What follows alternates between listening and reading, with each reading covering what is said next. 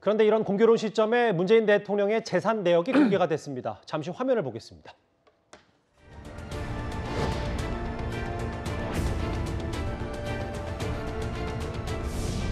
제가 예상했습니다. 여기 와서 흥미 있어서 뭐 많이 살 것 같았는데 저는 이게 좋습니다. 두 개.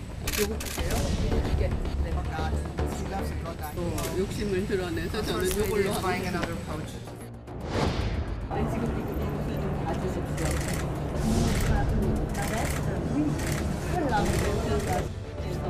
한국에서 3년 전에 전시회를 했습니다.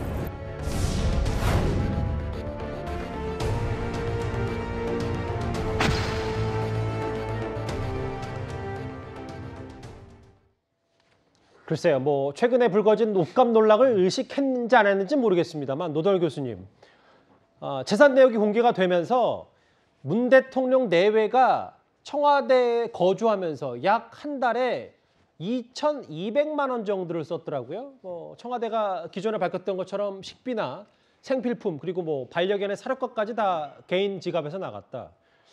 뭐 단순 계산하면 뭐 옷값을 제가 다 계산한 건 아닙니다만 생활비 2천만 원을 한 달에 썼다면 수많은 옷이라고 해도 저게 감당 가능한 정도 수준 아닌지 어떻게 봐야 될까요? 왜 뭐 충분히 가능하다고 생각합니다. 그 뭐 보통 사람 같으면 뭐 이제 아파트를 소유하고 있다 하더라도 관리비나 여러 가지 그런 주거 비용이 들 거 아니에요. 예. 그런데 이건 뭐 관제 생활하시니까 주거 비용은 전혀 안 드실 거 아닙니까? 순수 생활비만이니까 저는 뭐 충분히 감당 가능하다고 생각합니다. 예를 들어서 뭐 지금 그러나 여기 나온 것처럼 뭐 생필품 뭐 심지어 식비까지 다 개인 부담하셨다고 하고 그러나 그게 뭐 얼마나 들겠습니까? 옷값도 충분히 가능하다고 생각합니다. 근데 자꾸 이렇게 이 파장이 번져나가는 것은 다시 한번 말씀드리지만 청와대 해명에 질서 있지 않고요. 예. 오늘 또 이게 이런 뭐 뭔가 이게 유감스럽다는 걸 표명하기 위해서 박수현 홍보수석, 소통수석이죠? 네. 국민소통수석이 나섰습니다. 그러니까 처음부터 이런 해명 창구를 일어나했어야 되는 거죠.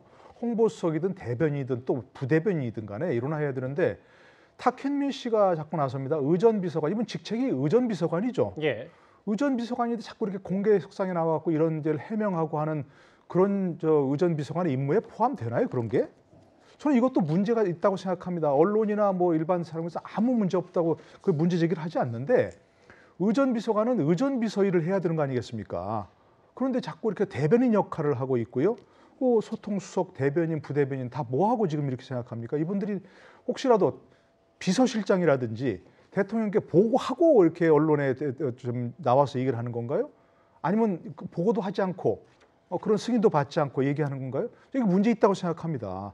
그러니까 자꾸 문제가 처음에 이분이 나와서 뭐 사비로 했고 카드 결제했다 이런 식으로 자꾸 해명이 꼬인단 말입니다. 그러니까 다른 사람 말고 홍보수석이나 소통수석이 반드시 처음부터 전체를 파악해서 질서 있는 해명을 했어야 된다. 지금이라도 그렇게 해야 된다 이렇게 생각합니다. 청와대 들어간 이후로 월 2천만 원 이상의 생활비를 썼다. 이게 재산 내역을 통해 공개가 됐고, 근데 서정욱 변호사님. 예. 근데 또 일각에서 의심의 눈초리가 하나 있는 게 5년 전 매일경제신문의 보도를 보니까 당시 청와대 관계자에게는 대통령 내외가 생활용품을 경복궁역 근처인 저가 생활용품, 비교적 저렴한 전문점에서 구매를 하는데 이 5년 전 당시에는 이랬는데 최근에 생활비를 월 2천만 원 이상 썼다라는 게 좀 앞뒤가 안 맞지 않냐는 지적도 좀 동시에 나왔어요? 저도 이게 납득이 안 되는 게요. 제가 이게 대통령 연봉을 보면요. 보통 이게 2억 3천여만 원 돼 있거든요. 예. 근데 그 중에 세금이 또 많이 있지 않습니까? 물론 이제 그 인세 수입이 약간 있을 수는 있는데 근데 문제는 지금 이게 월 2천 얼마면 연으로 치면 이게 연봉보다 많단 말이에요. 예. 근데 제가 알기로 이게 뭐 펀드라든지 저축도 하잖아요. 과연 이게 그 검소한 일반인들이 2,200을 월 생활비로 쓴다? 이런 게 그게 과연 맞는지. 그럼 이게 본인이 번 모든 소득을 초과해서 오히려 연봉보다 생활비를 쓴 거기 때문에 저는 이게 그 점도 좀 이게 의문이 가고 설령 그렇다 해서 저는 옷값 의혹이 완전히 없어지는 건 아니다. 이런 생각이 들고요. 제가 이제 그 하나 꼭 드리고 싶은 말씀은 모든 이게 거래 내역 계좌를 하라는 게 아니고 대통령의 연봉 통장 중에 한 번이라도 현금이 700 이상 인출된 게 있으면 그거 하나라도 공개해 주면 제가 믿고 그냥 깨끗하게 저는 인정하겠습니다. 예. 현금 결제 내용만 확실히 확인하면 하나라도 이게 700 이상 인출된 게 있으면 예. 생활비 2천만 원 얘기 때문에 또 이 옷값 논란 여러 가지 관련이 있게 주목을 해볼 수가 없는데요. 그리고 최근에 기억하시지만 연일 김정숙 여사를 비호하고 있는 일단 여러 가지 얘기로 두둔하고 있는 김어준 씨가 이번에는 윤석열 당선인의 부인 김건희 여사까지 언급했습니다. 윤석열 당선자가 검찰총장 시절 147억 특활비로 부인의 옷을 구매한 사례가 나오면 모든 옷을 반납해야 한다. 제가 그렇게 만약 주장을 했어요. 그럼 언론은 김건희 씨에게 달려가서 특활비로 옷을 구매하지 않았다는 걸 입증하라고 할 겁니까? 안 할 거죠. 아무도. 근데 왜 김정숙 여사한테는 거꾸로 합니까? 이제 곧 퇴임할 권력이라서 만만한 거예요? 당선자는 무서운데? 그런 건가요? 김어준의 불만이었습니다. 나중에 윤 당선인이 대검찰청 147억 특활비 안에 옷 구매한 사례 나오면 김건희 씨에게 달려갈 건가? 이거야말로 망신주기다. 김어준 씨의 주장입니다. 이도원 의원님.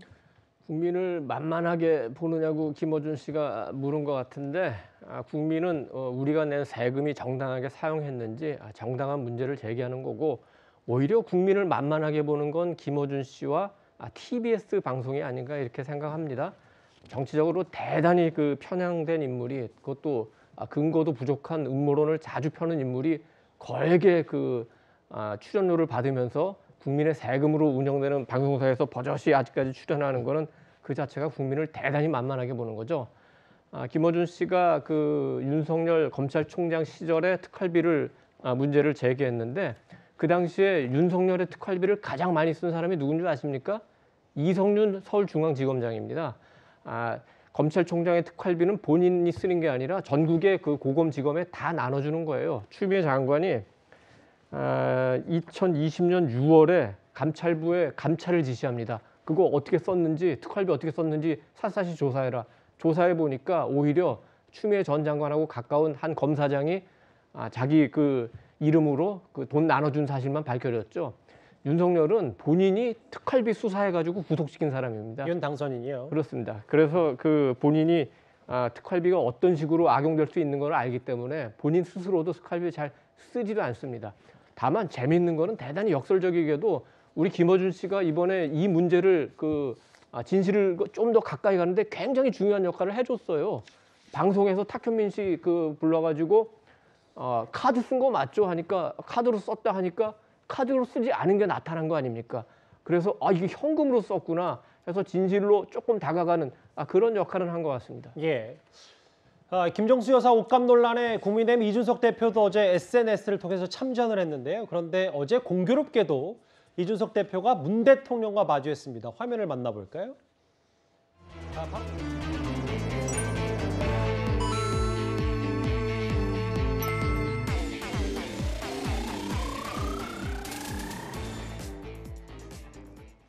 예, 어제 이 조계종 관련 행사에서 문 대통령과 이준석 대표가 오랜만에 마주했는데 이른바 90도 폴더 인사를 했습니다. 권지웅 의원님.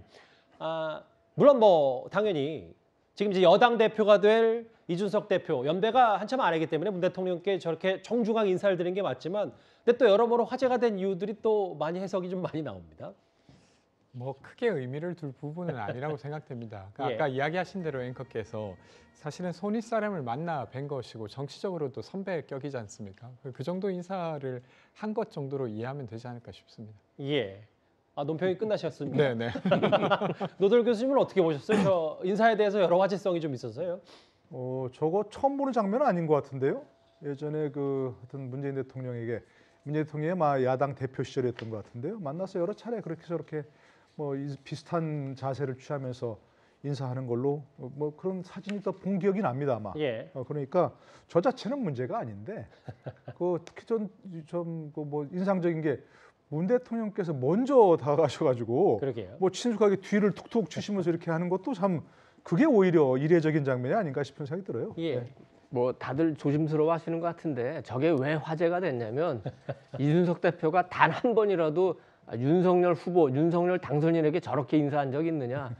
이준석 대표가 단 한 번이라도 안철수 대표에게 저런 식으로 인사한 적이 있느냐. 그런데 왜 문재인 대통령, 송영길 대표에게는 저런 식으로 인사하느냐. 아마 국민의힘 지지자들 가운데 일부는 그런 문제를 제기하는 것 같습니다. 예, 물론 저희가 모든 이준석 대표 인사를 전수조사해서 각도를 잰 건 아니니까 얼마나 굽혔고 폈는지는 알 수 없습니다만 뭐 여러 해석이 많이 나오는 한 장면 저희가 딱딱한 옷감 논란 얘기할 때 잠시 숨 좀 골라봤습니다.